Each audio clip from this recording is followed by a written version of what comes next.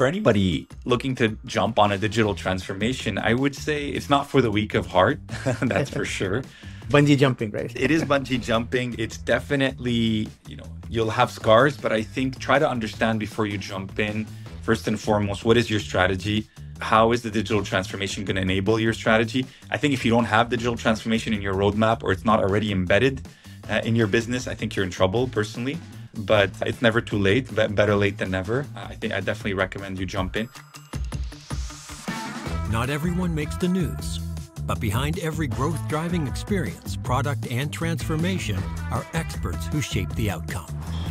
Welcome to Behind the Growth, a podcast for digital leaders and those aspiring to become one. Each episode features a candid conversation with a remarkable individual. Join us as we focus on their struggles, wins, and lessons learned you won't find anywhere else. Let's get started. Welcome to Behind the Growth, the show that brings you the latest insights and trends in technology. I'm your host, Imran Mian, and today we're embarking on a journey through the digital transformation in the travel sector. In an industry where customer experience is not just a priority, but the cornerstone of success, understanding the digital evolution is paramount. Today, we have the privilege of speaking with the luminary in the field of digital innovation, Ramzi Rahbani. Ramzi is a seasoned professional with a rich background in steering organizations through the digital age. With a career spanning over 13 years, Ramzi has been at the forefront of integrating cutting-edge technology solutions in the travel and banking sectors, enhancing customer experiences and operational efficiency. Ramzi, it's an honor to have you with us. Thank you so much, Imran. Thanks. And thanks for the great introduction. Wonderful. Before we get into the topic, I always like to ask my guests to maybe just walk us through your personal journey a little bit and your passion so that our listeners can connect with you and understand where you're coming from. Absolutely. And I would say I'm not your typical travel executive. Most recently, I think it was 2 weeks ago, I had met with partners and they said, you're definitely a product first executive in the travel sector. And I like to really portray myself as that. I've been in the product space for about, as you mentioned, 13 years. And I started in the non-traditional way. I started in the physical product space and then slowly moved myself into the digital space. At the time, I moved with Scotiabank.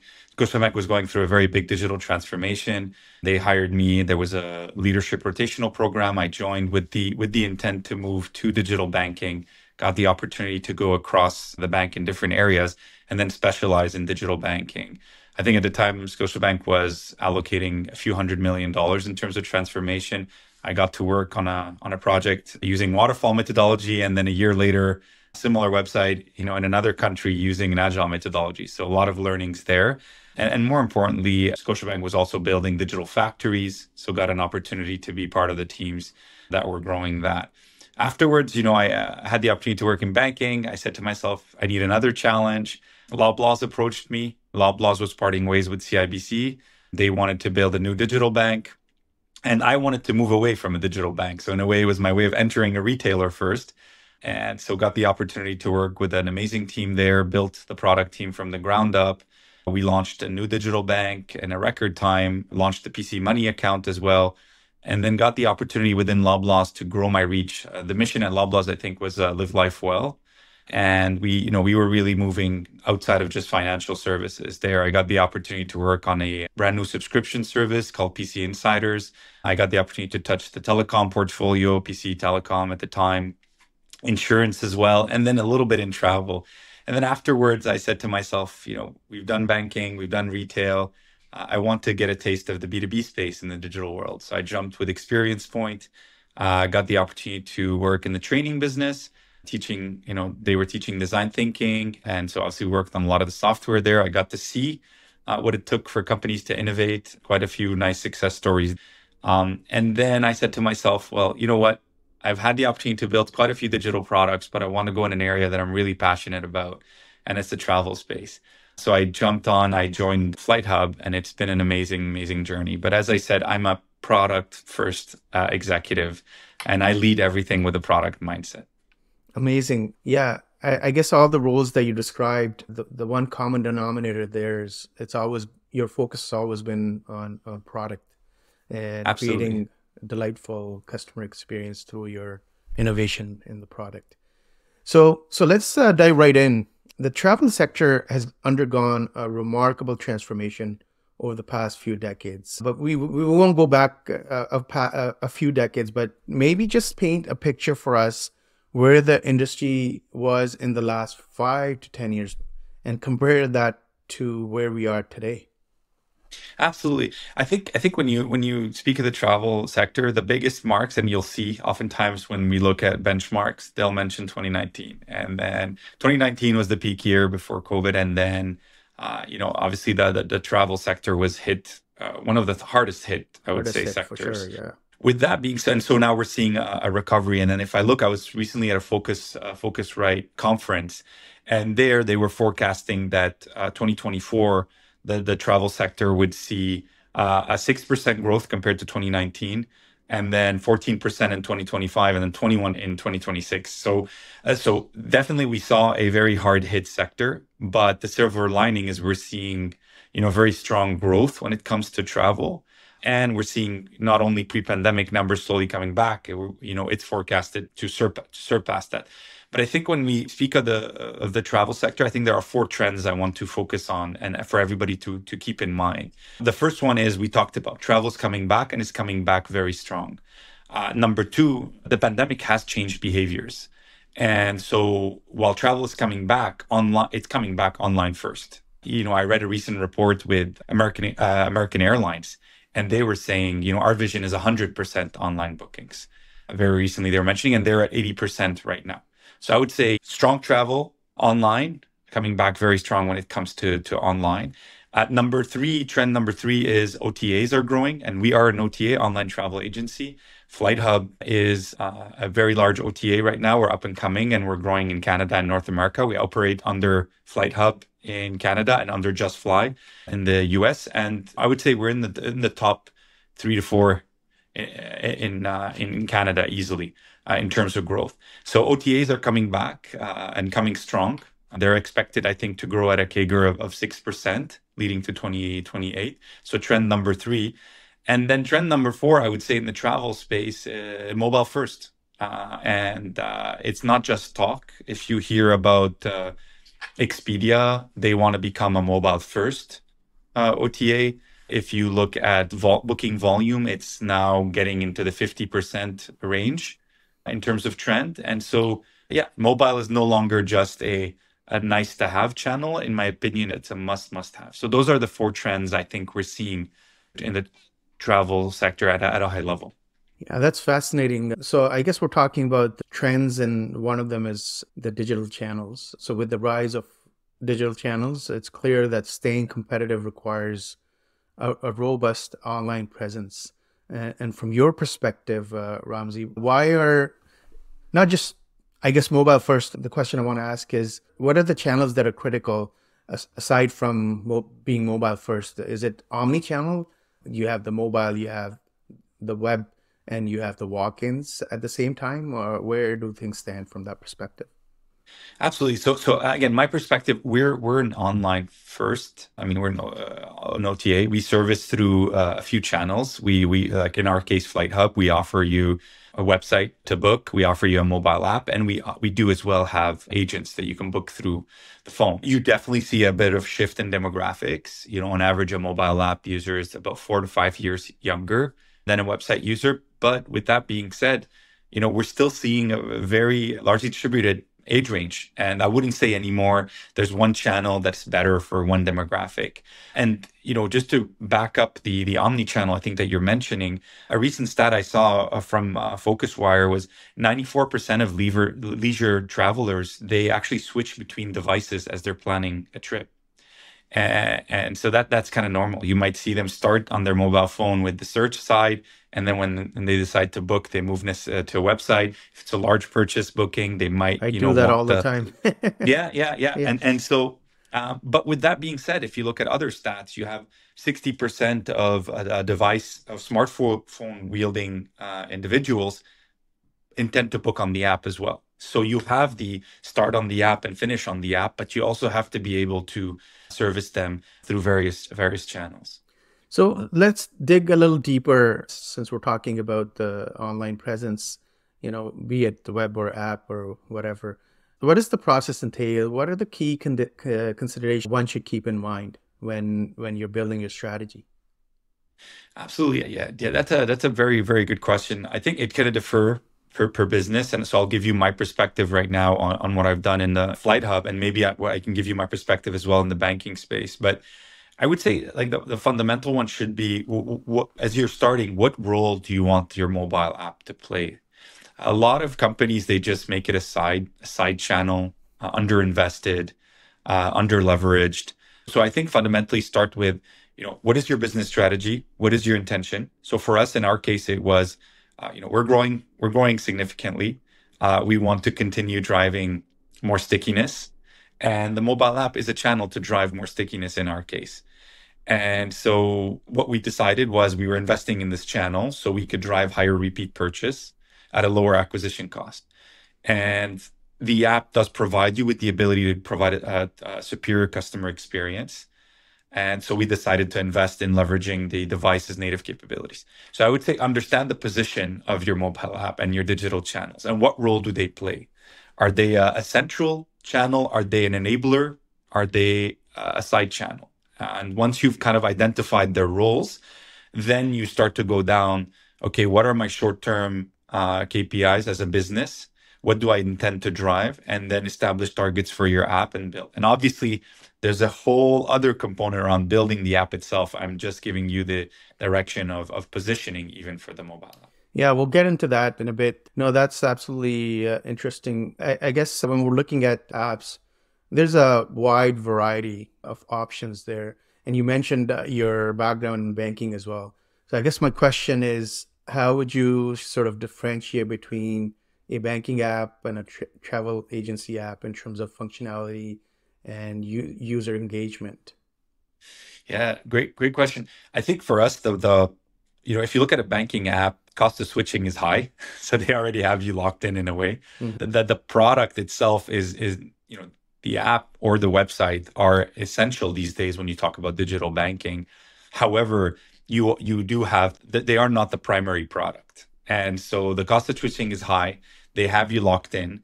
The perceived utility of a bank is extremely high. I need to actually send money. I need to pay bills. So I am more tolerant. Yes, it cannot be a bad customer experience, but I am more tolerant. And so they have a natural stickiness, and they have two things that I would say create habit. They have a high perceived utility, and they have a high frequency. When you think of us on the travel side and as an OTA, the cost of switching is extremely low. Our product is entirely digital, including the offering itself. And we have, you don't necessarily fly that often unless you're a frequent traveler, once or twice, maybe a year. So low frequency, but high perceived utility.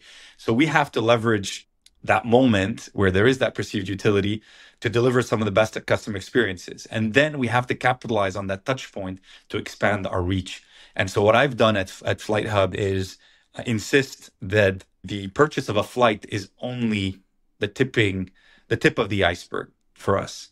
And we need to what we call broaden our horizon and broaden our reach when it comes to the customer. And so I've been a very big advocate of the team thinking of inspiration before you travel, the planning stage when you travel, the booking stage, obviously, which is what many OTAs do, the before getting ready before departure, the departure, then the arrival at your destination, the return, then the sharing with friends and family, and then the reconsideration for your future trip. And now when you think of it this way, your frequency is no longer that one flight. You've touched the entire trip, and your perceived utility, your reach, your stickiness grows. That's where I've been an advocate, and I've drawn a lot of comparison from the banking side. Yeah, you're absolutely right. I mean, when I use my banking app, I almost use it every day or every other day. But when I book my travel, it's when I'm planning to travel. That could be once a quarter or once or twice a year or what have you. So it becomes a challenge to keep your customers engaged. And one of the things that I've noticed, and you can also comment on it, it's not just the booking experience or the travel experience. I think the travel agency and the online presence now, when you go online, you see you're able to book not just the travel piece, but you can book a hotel, you can book a rental car, you could do a few other things. So I think everybody is sort of in the race to own the customer journey from all aspects, right? How do you stack up in that value chain?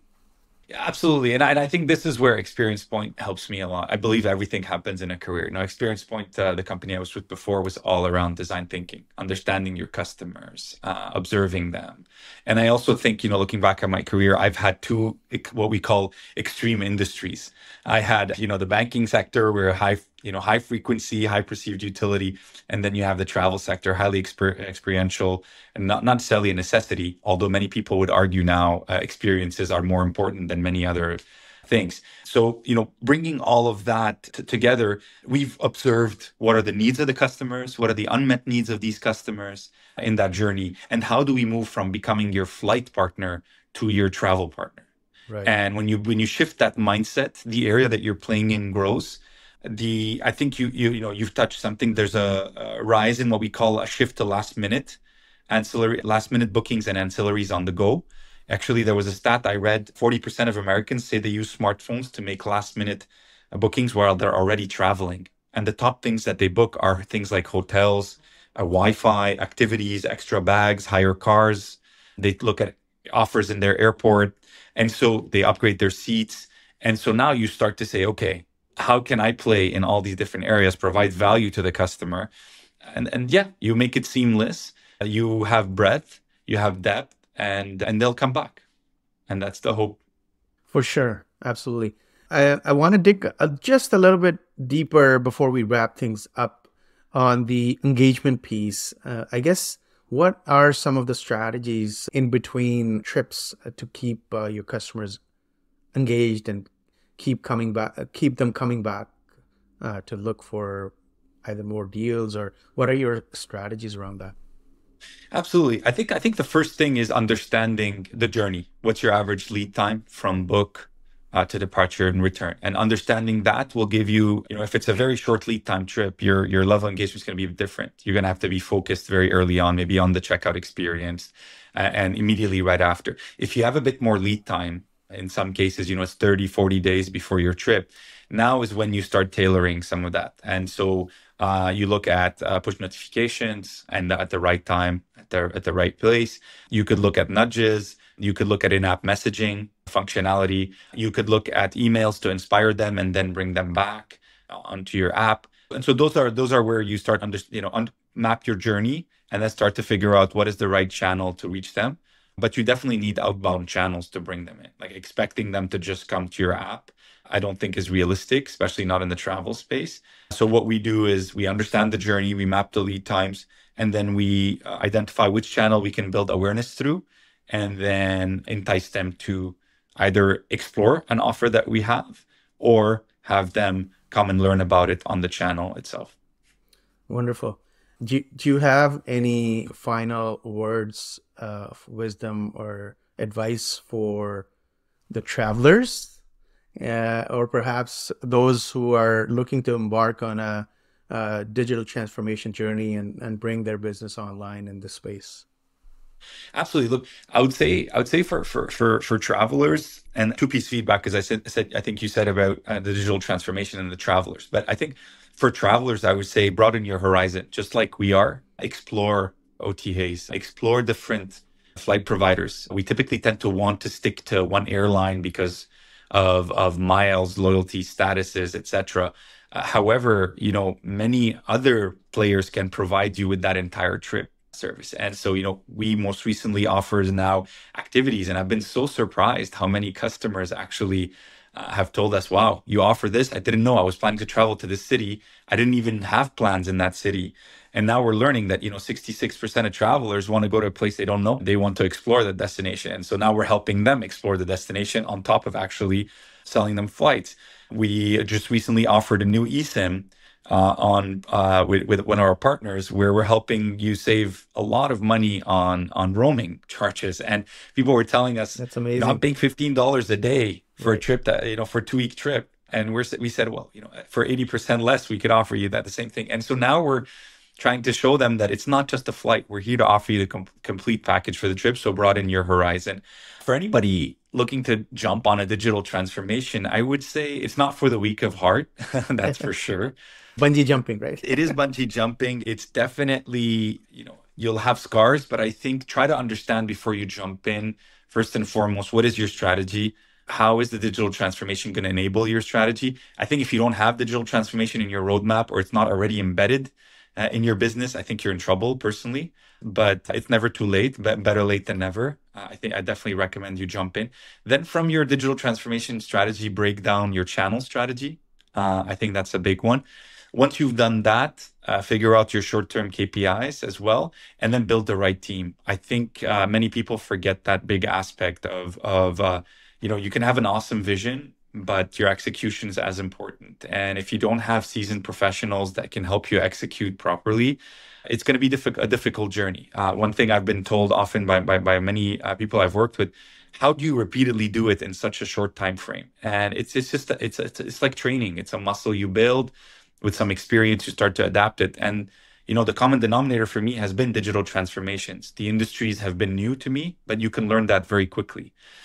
What you can't learn is digital transformation in one shot. And so it's a muscle that requires time. It requires failures. You got to be patient.